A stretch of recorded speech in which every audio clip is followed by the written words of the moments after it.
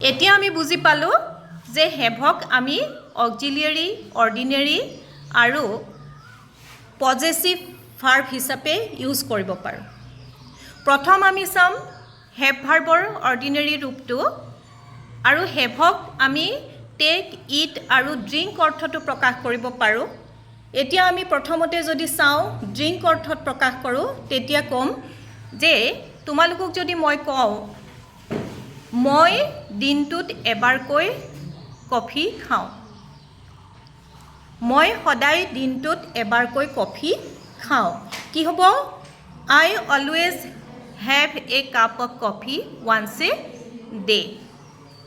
আকৌ যদি কোনোবা এজন ব্যক্তি বহি আছে, আলহী বহি আছে তোমালোকৰ ঘৰত, তেতিয়া তুমি সুধিব পাৰা যে আপুনি একাপ কফি খাবনে?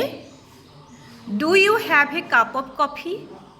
ইয়াত যেহেতু হেভ ভাৰ্বটো অৰ্ডিনাৰী অৰ মেইন ভাৰ্ব হিচাপে ব্যৱহাৰ হৈ আছে, সেইকাৰণে আমি ইয়াক কুৱেশ্যন কৰিবৰ কাৰণে কি কৰিলোঁ?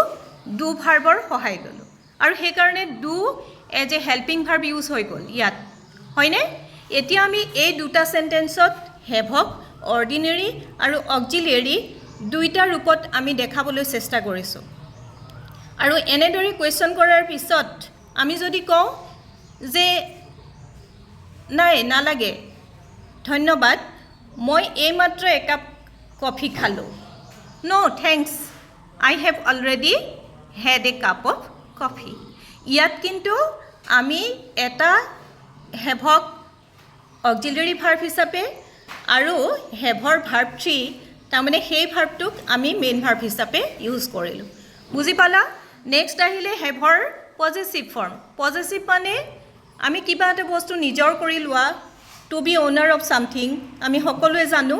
সেইকাৰণে আমি যদি কওঁ যে মোৰ এখন কফিৰ দোকান আছে, I have a coffee shop. বুজি পালা? চ' আমি আজি বুজিলোঁ যে হেভক আমি কি হিচাপে ইউজ কৰিব পাৰোঁ? অক্সিলিয়াৰী, অৰ্ডিনাৰী আৰু পজেচিভ ভাৰ্ব হিচাপে ইউজ কৰিব পাৰোঁ।